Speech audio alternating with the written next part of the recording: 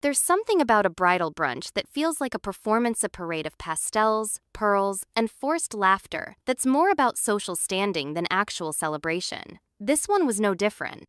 I'd been dreading it for weeks, ever since my cousin Ivy mailed the embossed invitation that practically winked at me from my mailbox. Bridal brunch at the Aubergine. It read, all swirling gold script, attire, spring chic, RSVP requested, as if anyone in our family could ever actually say no to Ivy. I knew what I was walking into. Ivy had always been the golden child, beautiful, charismatic, and blessed with a knack for making any gathering feel like a scene from a magazine, provided, of course, you didn't look too closely at the people who didn't belong in the picture.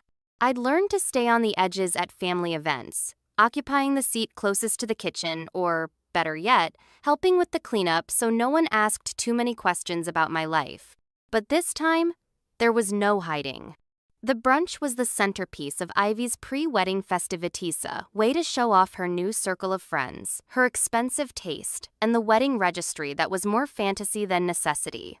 My mother insisted I go, which meant there was no wriggling out of it. It's just brunch, she said, as if brunch with Ivy was ever just about eggs and mimosas. The Aubergine was one of those restaurants where you felt underdressed no matter what you wore. Pale lilac walls, white tablecloths, starched to razor-sharp edges, servers who glided instead of walking. I arrived early, a bouquet of daisies in my hand. Everyone else seemed to have brought orchids or roses, of course. I wore my best sundress yellow with tiny blue flowers, a little faded at the seams but clean and pressed-on, the only heels I owned, which I'd rescued from a clearance rack 2 years ago. Inside, the air was thick with expensive perfume and the metallic clatter of forks against porcelain.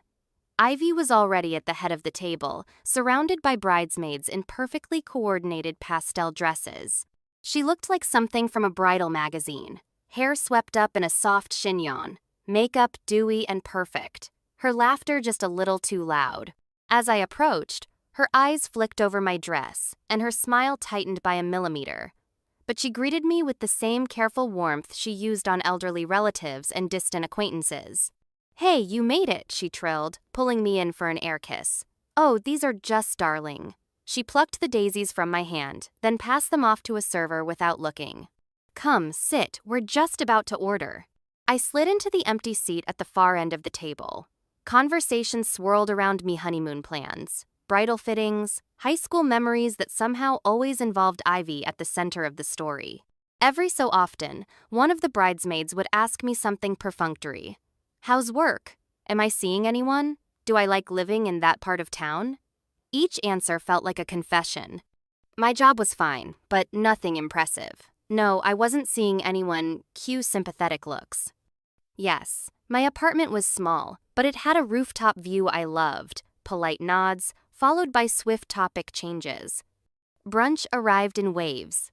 Eggs Benedict with salmon, lemon, ricotta pancakes, fruit tarts dusted with edible flowers.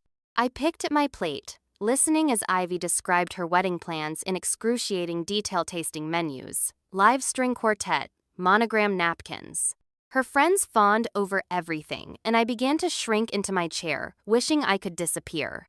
That's when it started. Someone, Mackenzie, one of Ivy's college friends, mentioned apartment hunting in the city. She sighed about the horror of tiny kitchens and living room closets that were passed off as bedrooms. "Oh, I know," Ivy said, turning to me with a glint in her eye. "You live in, what is it? One of those micro apartments, right? How's that working out for you?" I just can't imagine living somewhere without room for a proper dining table. She smiled sweetly, as if she were genuinely curious, but I felt every eye at the table swing toward me. I hesitated. "It's small, but I like it.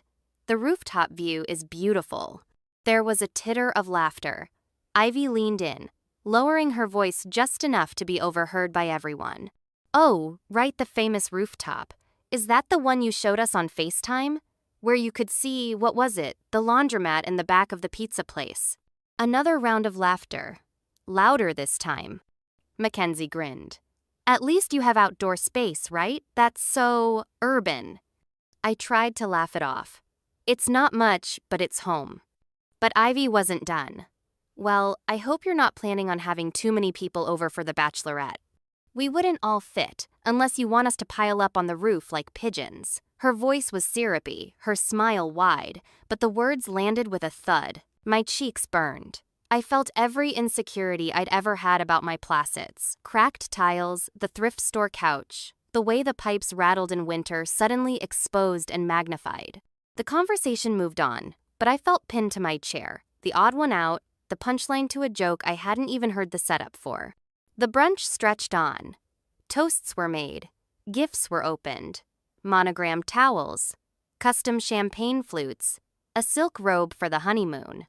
Ivy's mother stood to deliver a heartfelt speech about the importance of family and tradition, but all I could hear was the buzz of embarrassment in my ears. Even the server seemed to avoid my side of the table, as if I might contaminate the expensive china with my mediocrity. After dessert miniature lemon tarts and tiny cups of espresso, I stood to leave. Ivy hugged me tightly, murmuring, "Don't take it personally, babe. You know we're just teasing. Besides, maybe one day you'll upgrade. Or find a place with a dining room." She winked, and I nodded, not trusting myself to speak. Outside, the spring air was cool and sharp.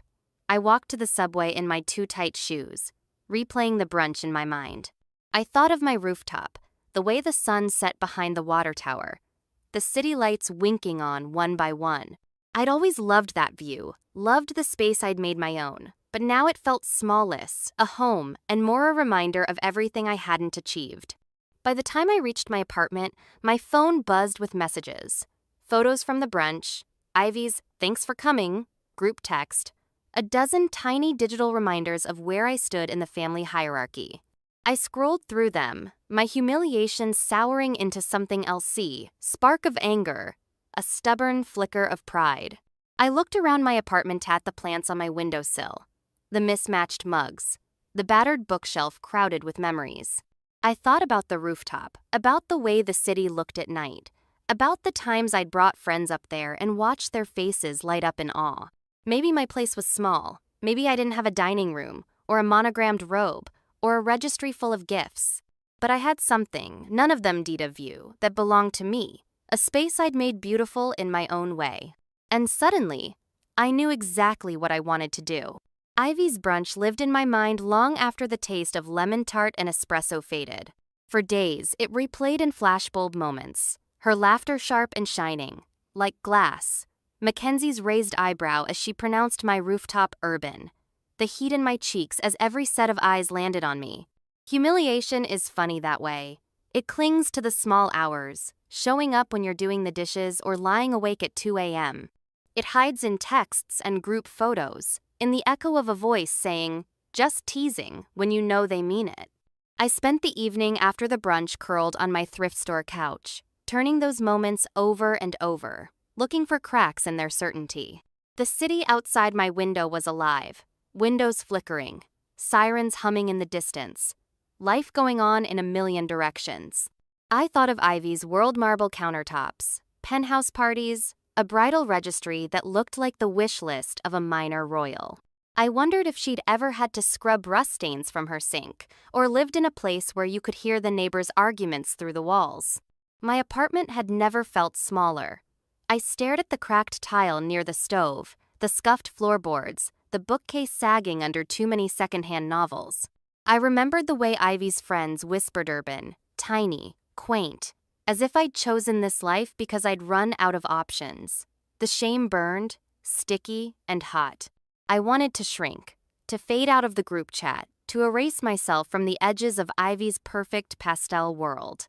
But pain is a strange thing. Sometimes, it folds in on itself, becoming anger, then pride. I found myself walking through the rooms, seeing them with new eyes. The paint was chipped, but I'd chosen that color. The kitchen was cramped, but I'd cooked meals that filled it with laughter and warmth. The rooftop was my haven, a place Ivy and her friends would never think to look for beauty. I had string lights in a jar, thrifted chairs, pots of basil and mint that I'd coaxed back to life after winter's frost. I remembered the first night I moved in, hauling boxes up 4 flights of stairs, my hands raw, my legs aching. My mother had wrinkled her nose at the size, but I'd seen possibility. A skyline that stretched forever, the scent of rain on hot tar, the sense of being suspended between earth and sky. The first thing I did was drag an old blanket up to the roof, sit cross-legged, and watch the city become stars. In that memory, I found my answer. It started as a flicker, barely a thought. What if I invited them up here just once? What if, for one night, my urban, tiny, quaint life was the setting for something unforgettable? Not a brunch, not a party with monogram napkins or champagne towers, but something real, something that felt like me. Maybe it was petty, maybe it was foolish. But the more I thought about it, the more I wanted it. I wanted Ivy and her friends to see the world from my roof, to see that beauty wasn't measured in square footage or matching silverware. The next morning, sunlight slanting through the blinds, I stood at the edge of the rooftop, hands in my pockets, and planned. The view was everything: the city tumbling away in all directions, the river catching fire at sunset, 1,000 rooftops marching to the horizon. I could see the pizza place's neon sign, the old laundromat with its flickering lights, the mural on the water tower that changed with the seasons. All the things Ivy had mocked, these were my landmarks, my pieces of the world. But the rooftop itself needed work. The paint was peeling on the low walls, the chairs were battered and wobbly, the string lights were tangled in a ball from last winter. I took inventory: what could be saved, what needed fixing, what could be bought on a shoestring budget. I'd never hosted a party up here, not really. Just a few friends, a bottle of cheap wine, laughter echoing off the bricks. This would be different. This would be magic. I spent the next week collecting supplies. I scoured thrift stores for cushions and mismatched mugs, bought candles by the dozen at the dollar store, dragged home crates from the farmer's market to stack as makeshift tables. I called my friend Jamie, who had a knack for turning nothing into something. "I need your help," I said, and she was there the next day, armed with fairy lights, a glue gun, and boundless enthusiasm. We scrubbed the rooftop, patched the paint, strung lights from the vent pipe to the stairwell. Jamie found an old rug in her basement, faded Persian reds and blues that we unrolled in the center of the roof, instantly transforming the space. We planted more basil and mint, tucked flowers into empty coffee cans, stacked books as extra seats. The effect was part secret garden, part city oasis, part childhood fort. Each night after work, I climbed the stairs with bags of groceries and boxes of supplies. My neighbors peered out, curious, offering advice and sometimes spare folding chairs. The building superfixed a broken bulb on the roof landing, and Mrs. Goldstein from 2B brought up a tray of cookies for the party. Word was spreading, but I kept the details quiet. This wasn't for everyone. It was for the people who thought they'd seen everything. For the ones who'd forgotten how the city looked at night from a place you had to earn your way to. Jamie handled the musical speakers hooked up to her phone, playlists full of jazz and indie bands, the kind of songs that made you want to dance barefoot. I made menus. Nothing fancy, just things I knew how to make well.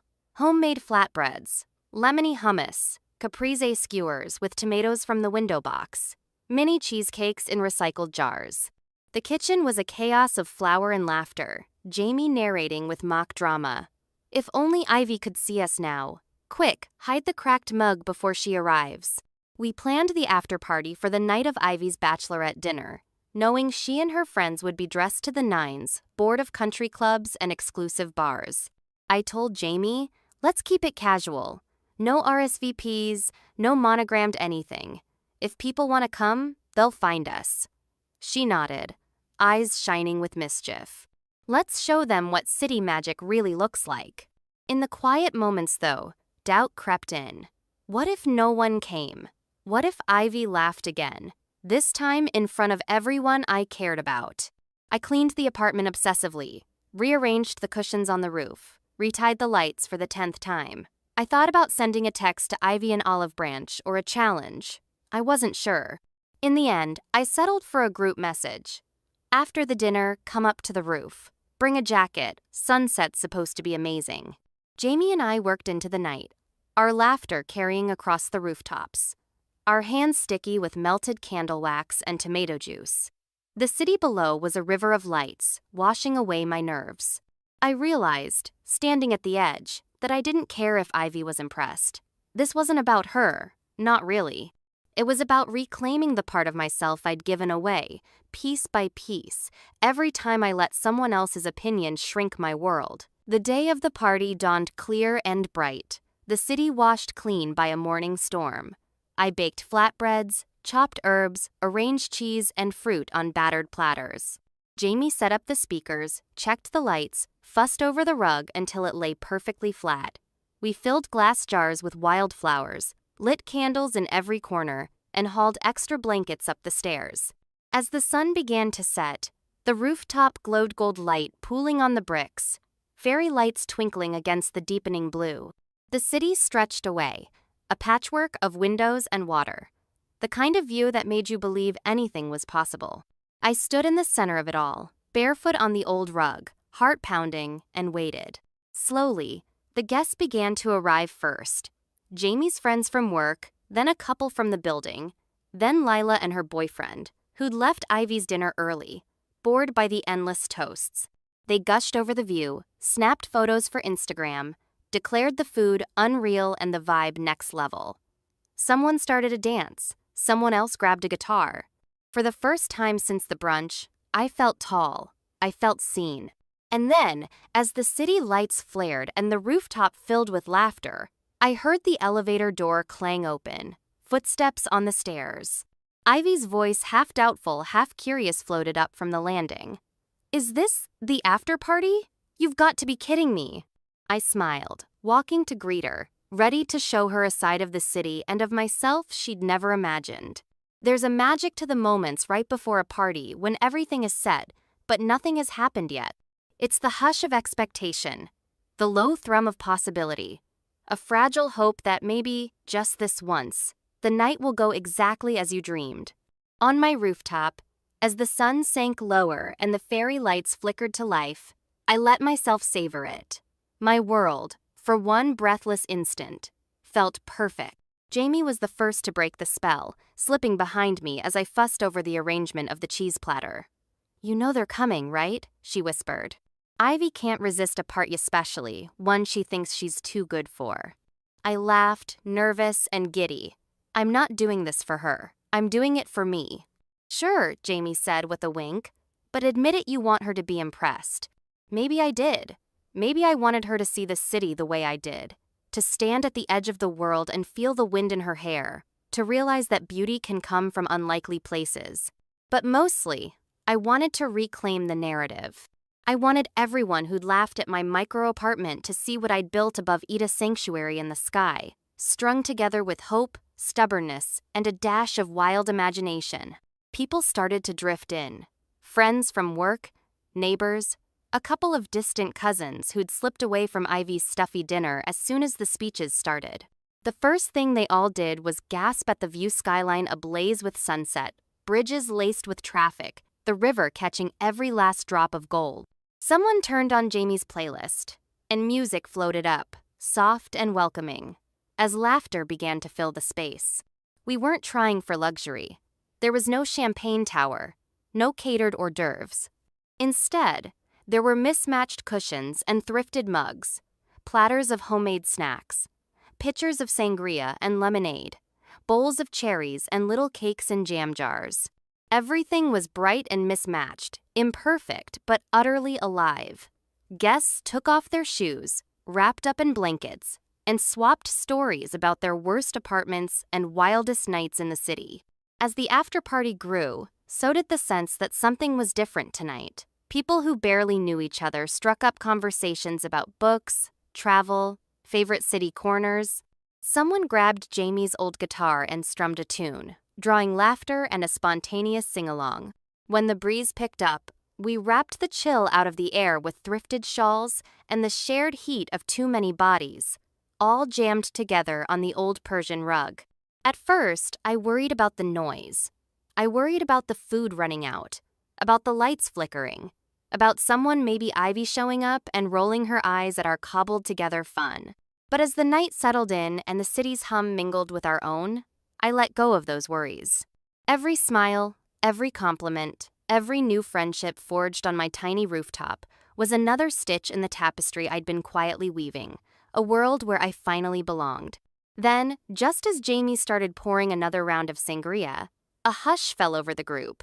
The elevator at the end of the hall chimed, and footsteps echoed up the stairs. A cluster of high heels appeared on the landing, and Ivy's voice rang out, sharp as ever. "This can't be the after party," she announced, stepping onto the roof. Did we take a wrong turn into a fairy tale? For a heartbeat, everyone paused, watching her take in the scene, candles flickering in the breeze, music curling around her, city lights glowing in the distance. Ivy's friends fanned out behind her, their designer dresses a stark contrast to our mix of thrifted comfort and wild colors. They looked around, eyes wide, the usual judgment slow to settle. I took a breath and stepped forward. "You're in the right place. Welcome to my micro-apartment after-party." She arched an eyebrow, scanning the rooftop. "You did all this up here?" I nodded, trying to sound casual. "Rooftop's the best part of my place. Everyone's welcome. Grab a blanket, there's food and drinks, and the view's free." For the first time that night, Ivy seemed uncertain. She glanced at her friends, who had already started drifting toward the snack table, drawn by the scent of rosemary and lemon. Jamie slipped a mug of sangria into Ivy's hand, steering her toward the best vantage point at the edge of the roof. "You can see the whole city from here," Jamie said, her voice full of quiet pride. "Makes you feel like you're part of something bigger, doesn't it?" Ivy looked out at the skyline, her face caught between skepticism and awe. Her friends clustered around her, snapping photos and whispering about the lights, the music, the cool indie vibe. Someone laughed at a real, unguarded laugh, and others joined in, the mood slowly turning from tension to curiosity. For a while, Ivy tried to play host, making jokes about her upcoming wedding and subtly comparing the party to the fancy dinner she'd just left. But as the hours wore on and the city turned from gold to midnight blue, even she seemed to relax. The crowd thickened, people spread out on blankets and cushions, stories flowed as freely as the drinks. At one point, Ivy's best friend Mackenzie sidled up to me. "This is honestly amazing," she said, her voice softening. "Ivy told us your place was like super tiny, but this is magic." I smiled, feeling a rush of satisfaction. "Thanks, it's not much, but it's home." The party hummed on, laughter echoing across the rooftops, candles flickering like stars. The rooftop felt limitless, the city a world spinning just for us. My tiny apartment, mocked and belittled hours before, was suddenly the place everyone wanted to be. As midnight neared, Jamie handed me a mug of lemonade and raised hers in a toast. "To turning small spaces into big adventures," she said, voice full of pride. Glasses clinked, the group cheered, and Ivy standing at the edge of the roof, wrapped in a borrowed shawl, caught my eye.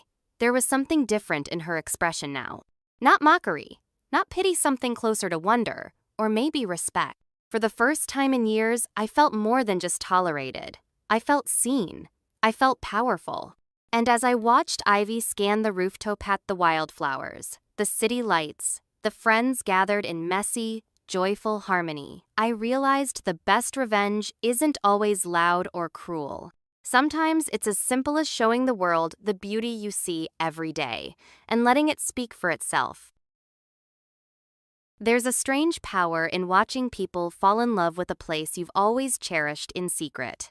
That night, my rooftop wasn't just a stage for petty revenge. It was transformed, for a few shimmering hours, into something bigger than any of us. City lights flickered like confetti, music twined through the air, and laughter rose, bold and unafraid, to mix with the hum of distant traffic and the wind off the river. The party had reached its own gravity. The old rug in the center of the roof was crowded bare feet, high heels, socked toes peeking out from borrowed blankets. People had claimed every surface, perched on crates, draped across thrift store chairs, leaning against the painted parapet wall to watch the world turn gold and then blue and then black. The food was vanishing in Waves flatbread, homemade dips, the little cheesecakes in jars that Jamie couldn't stop eating. Every time I walked past, someone new was complimenting the view or the vibe or asking me for my secret recipe. The best part was the effortless blending of worlds. My friends, who knew every corner of my apartment and the battles with the leaky kitchen sink, mingled with Ivy's crowd women in silk dresses who'd never taken a subway alone, men who'd flown in for the wedding from the coasts. There were toasts awkward at first, then increasingly genuine, as people admitted this was the most real party they'd been to in years. Someone played a slow song and a couple started to dance, silhouetted by the skyline. Someone else passed around a sketchbook, asking people to draw or write a line about what the city meant to them. The pages filled up with doodles, poems, and phone numbers. I caught glimpses of Ivy moving through the crowd, her guard slowly dropping.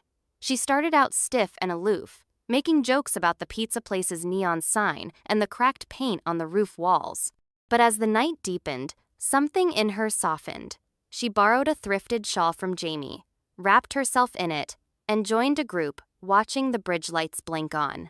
I saw her helping herself to more lemonade and sitting cross-legged on the rug, hair coming loose, eyes wide as she listened to stories from people she'd never have spoken to at her usual parties.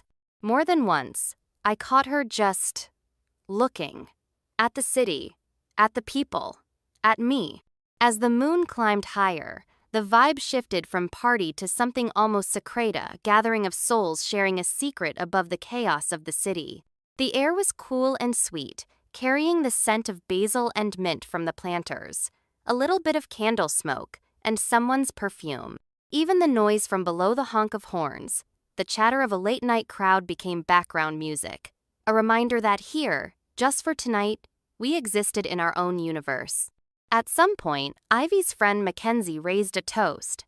To the view that changes everything, she said, holding up her glass. Everyone cheered, and for a moment, I felt the glow of something bigger than pride or satisfaction. I felt joy, pure, unfiltered joy at having brought all these people together in a place that was, until now, seen as less than. Jamie sidled up next to me, bumping my shoulder. "You did it," she whispered, voice thick with pride and a little sangria. "Look at them. You made magic." I let myself finally believe it. The girl who'd been pitied for her micro apartment was suddenly the hostess everyone wanted to know. People were asking for my playlist, my recipes, even where I'd bought the twinkling lights. Answer, a $5 bin at the hardware store, of course. Instagram stories pinged all-night photos of the city, videos of dancing, group shots with my rooftop tagged, number best party and number city view trending among the wedding guests. Somewhere in the middle of it, Ivy found me, standing at the edge of the roof. She looked different, more herself, less the flawless bride and more the cousin I used to build forts with at Grandma's house. "This is actually kind of incredible," she admitted. Her voice was softer, her smile less rehearsed. "You made this place feel like something out of a movie." I shrugged, not trusting myself to say much. "I just used what I had." She looked out at the skyline, her eyes reflecting the city's lights. "Maybe that's the point," she said quietly. "Most people don't know how." The words caught me off guard, simple but sincere. I realized then that sometimes the best kind of vindication isn't loud or public or cruel. It's quiet, slow, a recognition that you were right to love what you loved all along. As the night wore on and the party finally dwindled, I stood on the roof and let the city fill me up.